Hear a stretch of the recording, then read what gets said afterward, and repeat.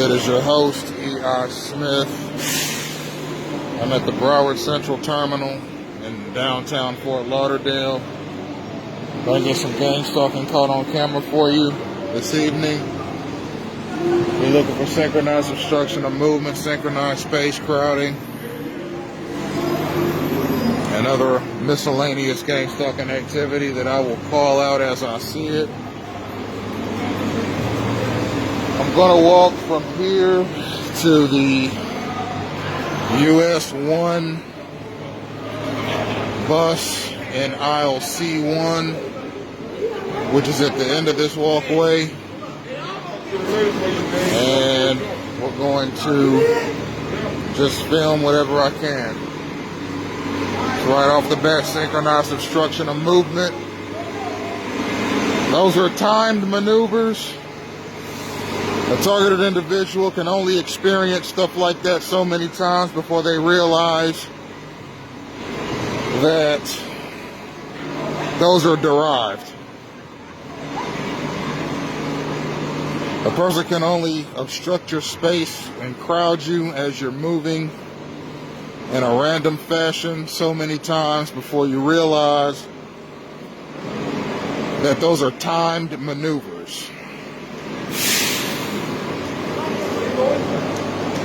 Right as I began walking, all of a sudden 2 stalkers darted in front of me. That's the 60 bus that they just got on. That bus is not moving for another few minutes.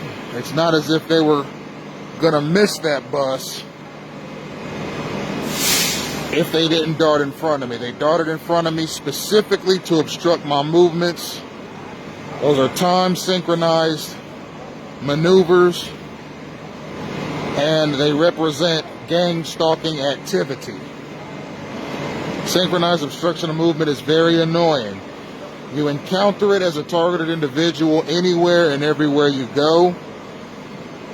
People are darting in front of you, cutting you off, obstructing your movement in a series of interactions over a period of time. These maneuvers happen so often and in such a calculated, deliberate fashion that you eventually realize that they are not random occurrences, but gang stalking activity. What is the point? The point is to annoy, harass, destabilize, anger, and pester the targeted individual, in addition to other things. And it happens every day. No matter where he is, no matter what time of day it is, he should expect some form of obstruction of movement wherever he goes.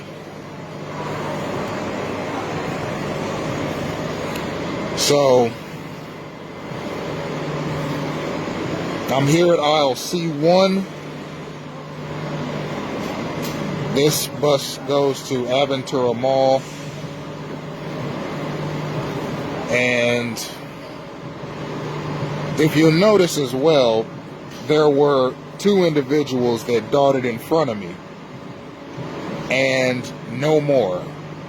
That move was specially planned for 2 people to execute it.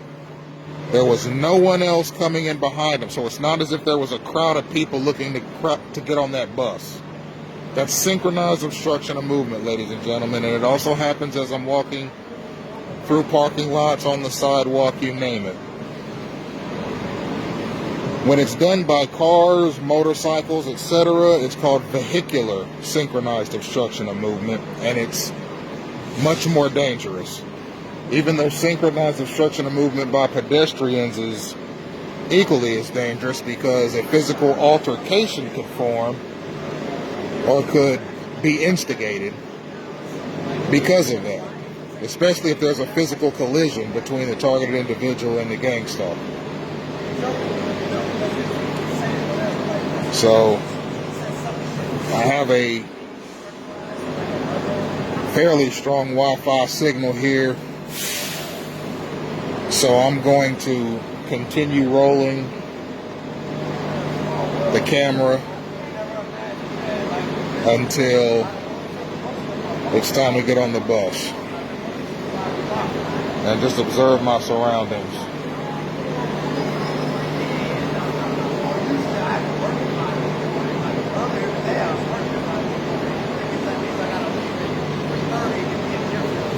You'll notice in previous videos I've had biological attacks against me. I've had knives pulled on me. My fiance Lori's been brutally assaulted. I've been brutally assaulted. I've had phony 911 calls against me, one of which took place in Sunny Isles Beach, Florida, where someone called the police on me and said that I was waving a gun around inside of a Publix grocery store. Was a total lie. Fabricated 911 calls are a part of gang stalking campaigns against the lives of targeted individuals. I've got it all on tape. Check me out on YouTube, Emmanuel Isaiah Smith. Check me out here on Facebook. Check me out on Twitter. When you're a targeted individual and you're smack dead in the middle of a gang stalking campaign, it's always a good time to roll cameras because there's always something going on around you. And it's always destructive. It's always deleterious. It's always negative. It's not just the stalkers, it's the stalkers and their police cohorts, which may or may not know that they're involved in the gang stalking campaign. Phony 911 calls are a huge part of gang stalking. I've had so many phony 911 calls against me you wouldn't believe it. And each time I've come out smelling like a rose, because a fake 911 call is a fake call indeed. And an innocent person is an innocent person indeed. And I'm an innocent person. I'm a good citizen. And I am to be a productive citizen. That's why I'm doing gang stalking in action. And I do it to protect myself. I do it to protect my fiance Lori.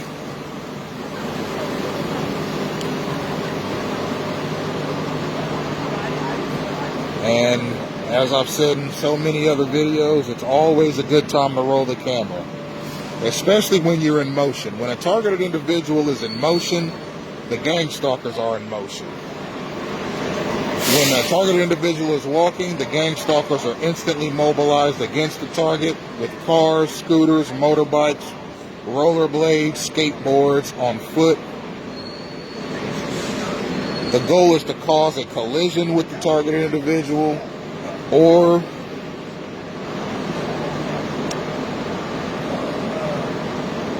just obstruct his movements.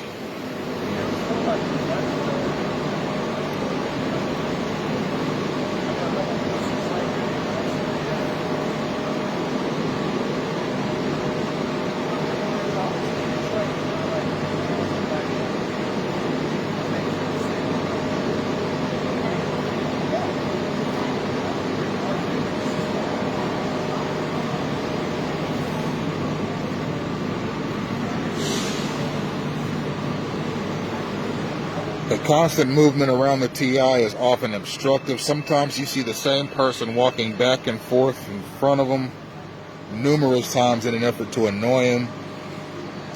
I'm getting ready to demonstrate this now. You'll see the guy in the black t-shirt. He's walked back and forth in front of me about 3 times now. Make it 4.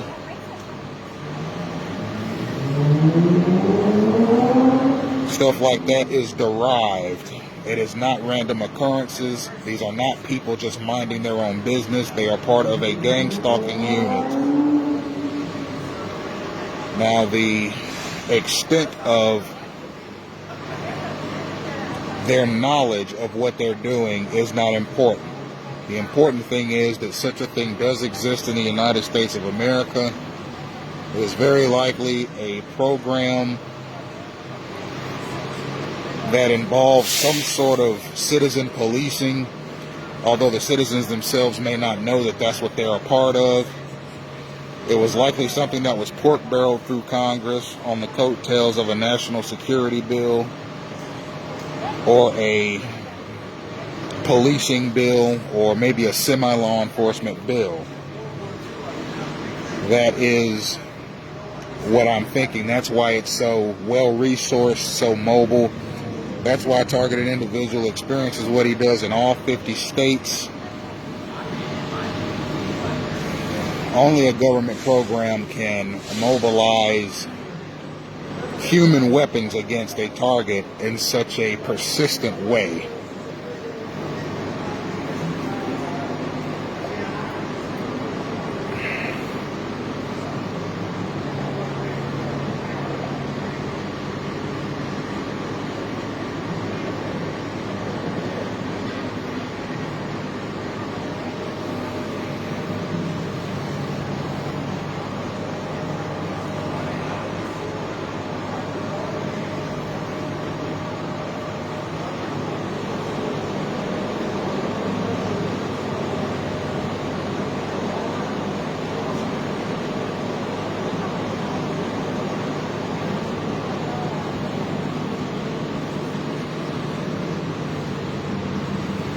And you see off in the distance the lights on the police cruiser.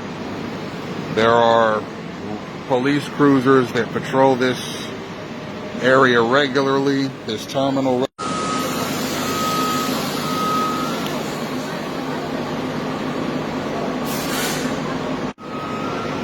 Fort Lauderdale is the crime capital of Florida. It's the murder capital of Florida. And you see how close these stalkers walk to you. There's plenty of room on this sidewalk. It's very wide. It's at least 7 feet wide. But they choose to walk as close as they can to you because that's what stalkers do. They annoy people and they harass people. But back to what I was saying about Fort Lauderdale, it is the crime capital and the murder capital of Florida. I believe it's 22 homicides per 100,000 people. And it's fairly well patrolled at the central terminal, which is where I'm at now because of that statistic.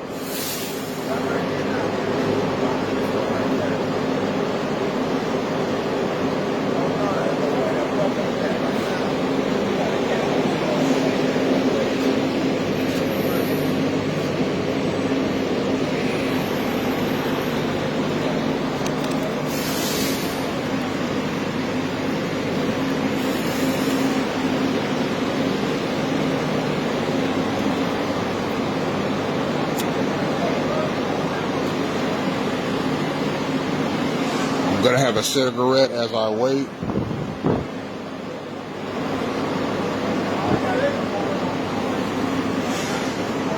Lori just walked off. I think she went to the vending machine, so I may miss this bus if she doesn't come back in time. But this is the bus we're catching. This is the Broward County 1 bus to Aventura Mall.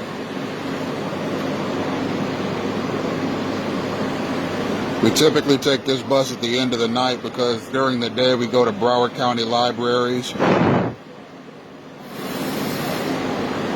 And we typically have breakfast and lunch and dinner in Broward County. And then we go back to Port St. Lucie or we go to Aventura for the night.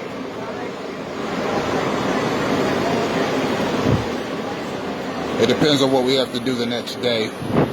There's the driver. And Lori's not back yet, so I'll probably miss this bus. So I'll wait on the next one. I may lose my signal as this bus leaves because I'm pulling Wi-Fi from this bus. No. Someone just asked me if I could spare this. It's not a short, it's a whole cigarette.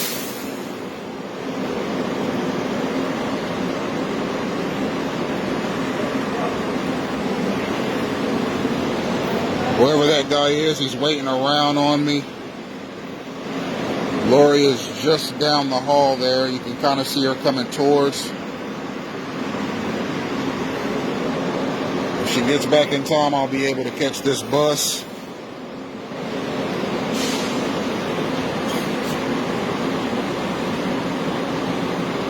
Looks like we're going to miss it.